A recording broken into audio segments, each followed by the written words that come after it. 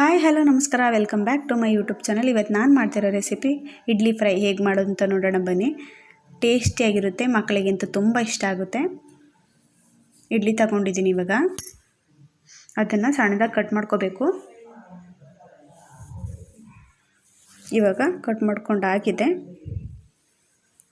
ಇವಾಗ ಒಂದು ಪಾತ್ರೆ ಇಟ್ಕೊಂಡಿದ್ದೀನಿ, ಸ್ಟವ್ ಹಚ್ಚಿ. ಪಾತ್ರೆ ಕಾದ ನಂತರ ಸ್ವಲ್ಪ ಎಣ್ಣೆ ಹಾಕೋತಾ ಇದ್ದೀನಿ. ಇದಕ್ಕೆ ಸಾಸಿವೆ ಮತ್ತು ಸ್ವಲ್ಪ ಜೀರಿಗೆ ಹಾಕೋತಾ ಇದ್ದೀನಿ. ಒಂದು ಈರುಳ್ಳಿ ಹಾಕೋತಾ ಇದ್ದೀನಿ, ಟೊಮೊಟೊ ಹಣ್ಣು ಹಾಕೋತಾ ಇದ್ದೀನಿ ಮತ್ತು ಮೆಣಸಿನ್ಕಾಯಿ ಹಾಕೋತಾ ಇದ್ದೀನಿ. ಇವಾಗ ಫ್ರೈ ಮಾಡ್ಕೋಬೇಕು ಇದನ್ನು, ಸ್ವಲ್ಪ ಹಸಿ ವಾಸನೆ ಬಿಡೋವರೆಗೂ ಕೂಡ.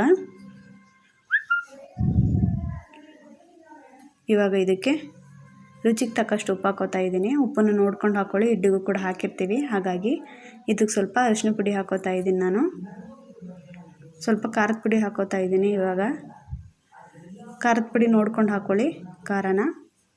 ಇದನ್ನು ಚೆನ್ನಾಗಿ ಫ್ರೈ ಮಾಡ್ಕೋಬೇಕು. ಸ್ವಲ್ಪ ಹಸಿ ಸ್ಮೆಲ್ಲೆಲ್ಲ ಬಿಡಬೇಕು ಮತ್ತು ಎಣ್ಣೆ ಬಿಡಬೇಕು. ಇವಾಗ ಇದು ಬೆಂದಿದೆ. ಇವಾಗ ಇದಕ್ಕೆ ನಾನು ಕಟ್ ಮಾಡ್ಕೊಂಡಿರೋ ಅಂತಹ ಇಡ್ಲಿ ಹಾಕೋತಾ ಇದ್ದೀನಿ. ಇದನ್ನು ಚೆನ್ನಾಗಿ ಫ್ರೈ ಮಾಡ್ಕೋಬೇಕು. ಇವಾಗ